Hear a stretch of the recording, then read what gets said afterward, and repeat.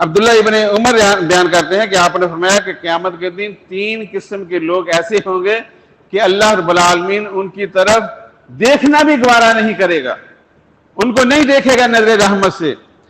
پہلا یہ کہ جو اپنے والدین کا نافرمان ہے، جو اپنے والدین کے ساتھ بدسلوکی کرنے والا ہے، کل قیامت کے دن اللہ اپنی رحمت سے اس کو نہیں دیکھے گا۔ فرمایا کہ دوسرا وہ شخص ہے جو ہمیشہ شراب پینے والا ہے، شراب نہیں چھوڑتا۔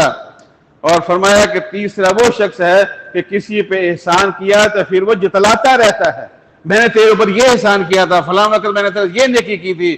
فرمایا کہ احسان کر کے جتانے والے کو بھی اللہ رب العالمین کل قیامت والے دن نظر رحمت سے نہیں دیکھے گا۔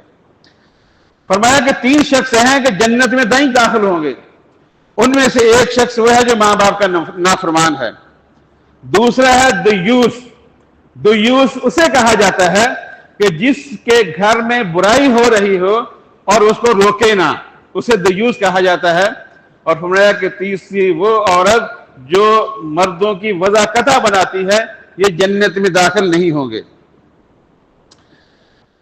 اب ابن حبان کی حدیث میں ہے، ابن خزیمہ بھی ہے، خزیمہ کے اندر بھی ہے کہ ایک شخص نے آپ کے پاس آ کر کہنے لگا، اللہ کے رسول، اگر میں یہ گواہی دوں کہ اللہ کے علاوہ کوئی الہ نہیں، کوئی معبود نہیں ہے، وہ اکیلا ہے، یکتا ہے، اور میں یہ بھی گواہی دوں کہ آپ اللہ کے رسول ہیں، پھر میں دن رات میں 5 نمازیں جو فرض ہیں وہ بھی ادا کروں، اپنے مال کی زکوٰۃ بھی ادا کروں، اور میں رمضان کے روزے بھی رکھوں، تو میرا شمار کن لوگوں میں ہوگا؟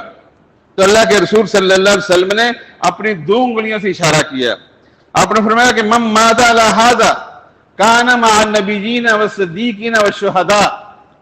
فرمایا کہ جس شخص کی اسی پہ موت آ جائے کہ اللہ کی وحدانیت کا اقرار کرے، اس کے رسول کا اقرار کرے، 5 نمازیں پڑھے، حج زکوٰۃ دے اور روزے رکھے، تو فرمایا کہ وہ قیامت والے دن نبیوں کے ساتھ ہوگا، صدیقوں کے ساتھ ہوگا، شہداء کے ساتھ ہوگا۔